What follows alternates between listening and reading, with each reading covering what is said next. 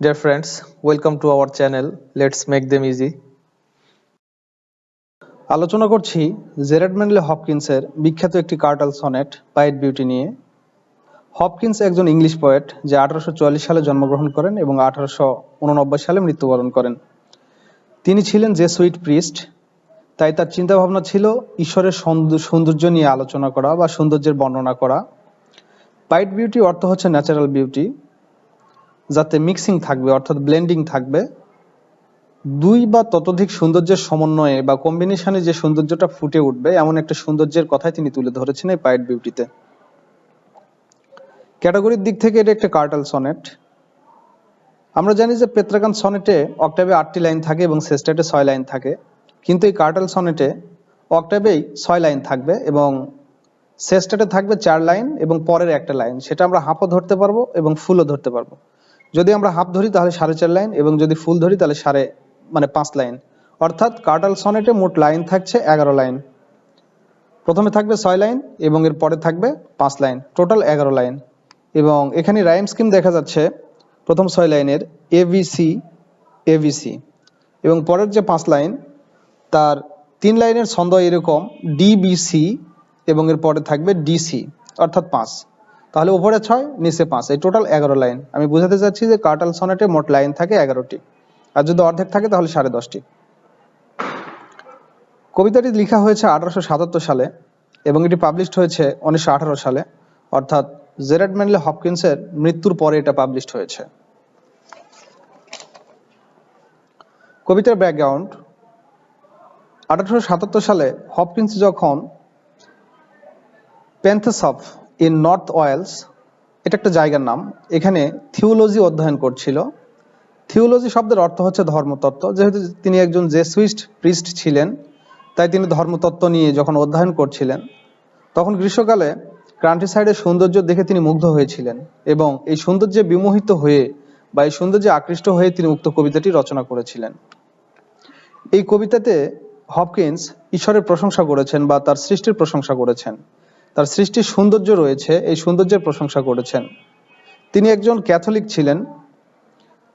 তিনি nature poem না, কিন্তু প্রকৃতি নিয়ে বা প্রকৃতির সৌন্দর্য নিয়ে আলোচনা করেছেন, যেখানে উইলিয়াম ওয়ার্ডসওয়ার্থ ডিরেক্টলি প্রকৃতির সৌন্দর্য নিয়ে আলোচনা করতেন।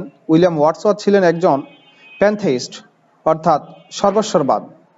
উইলিয়াম ওয়ার্ডসওয়ার্থ সকল সুন্দর জিনিসগুলোকেই বা বিউটিফুল অবজেক্টগুলোকেই ঈশ্বর হিসেবে কল্পনা করতেন, কিন্তু এই জেরার্ড ম্যানলে হপকিন্স তিনি এই সুন্দর বস্তুগুলোকে ঈশ্বরের সৃষ্টি হিসেবে কল্পনা করেছেন এবং এগুলো ধ্বংস হবে এক সময়, এই সৌন্দর্যগুলো ফেয়ার অ্যাওয়ে হয়ে যাবে, বিলীন হয়ে যাবে।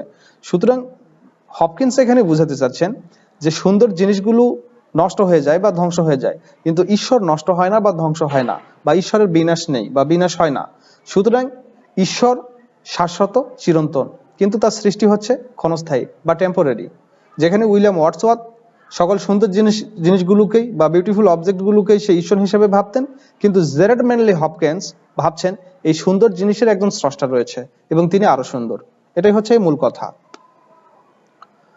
কবিতা শুরু হয় ঈশ্বরকে ধন্যবাদ দিয়ে, অর্থাৎ কবিতার যখন ওপেনিং সেন্স বা ওপেনিং লাইন, তখন জেরার্ড ম্যানলে হপকিন্স ঈশ্বরকে ধন্যবাদ দিয়ে উক্ত কবিতাটি শুরু করেছেন। যে প্রকৃতিতে ড্যাফেল থিংস রয়েছে, ড্যাফেল থিংস অর্থ হচ্ছে রঙিন জিনিস বা বিভিন্ন জিনিসের সমন্বয়ে সৃষ্ট একটা সুন্দর জিনিস, তারই বর্ণনা করেছেন। কবি কবিতায় তুলে ধরেছেন নানান রঙে অঙ্কিত আকাশ, field, nuts, fish, bird, cow, এসব কিছু হচ্ছে ঈশ্বরের গিফট বা দান, এবং এগুলোর সৌন্দর্যই তিনি নিচে তুলে ধরেছেন এবং ঈশ্বরের কাছে কৃতজ্ঞতা প্রকাশ করেছেন বা ঈশ্বরের কাছে ঋণী হয়েছেন। এরকম এখানে প্রথমে আমরা বর্ণনা দিব স্কাইয়ের, মাল্টিকালার্ড স্কাইজ। মোস্ট প্রবাবলি হপকিন্স এখানে দুটি রঙের কথা বলছেন আকাশের, একটি হচ্ছে ব্লু, অপরটি হচ্ছে হোয়াইট। এই দুটি রঙের লুকোচুরির ফলে বা হাইড অ্যান্ড সিকের ফলে আকাশে মাল্টি কালার্ড হচ্ছে বা বিভিন্ন রঙের সৃষ্টি হচ্ছে। এই রং দেখে কবি আকৃষ্ট হয়েছেন, মুগ্ধ হয়েছেন এবং এই রঙের প্রশংসায় তিনি এখানে করছেন। এরপর ব্রিন্ডেড কাউ, তিনি ব্রিন্ডেড কাউ এর প্রশংসা করেছেন। ব্রিন্ডেড কথাটির অর্থ হলো যে একটি রং থাকবে, তার মাঝে আর একটা রঙের সংমিশ্রণ থাকবে, অর্থাৎ এই কাউগুলো সাধারণত ব্রাউন কালারের হয়ে থাকে এবং এতে অন্য ভিন্ন রঙের ছাপ থাকবে, যেগুলো সেই রংটাকে আরো বেশি সুন্দর করবে, সুন্দর থেকে সুন্দরতর করবে। সুতরাং এ থেকেই বোঝা যাচ্ছে যে ব্রিন্ডেড কাউ অর্থ হচ্ছে সুন্দর, মানে গাভীর সৌন্দর্য এখানে প্রকাশিত হয়েছে বা তার রঙের সৌন্দর্যটা প্রকাশিত হয়েছে। এরপরে ফিশ, ট্রাউট নামের একটা মাছের কথা উল্লেখ করেছেন কবি এখানে, যে মাছটা হচ্ছে মিঠা পানির মাছ। এর গায়ে বিভিন্ন রং থাকবে এবং ছোট ছোট র্যাডিশ ডট বা বিন্দু থাকবে, যেগুলো এই মাছকে আরো সুন্দর থেকে সুন্দরও করবে। এখানে মাছের সৌন্দর্যে বিমোহিত হয়েছেন কবি এবং সেই কথাগুলোই বলছেন।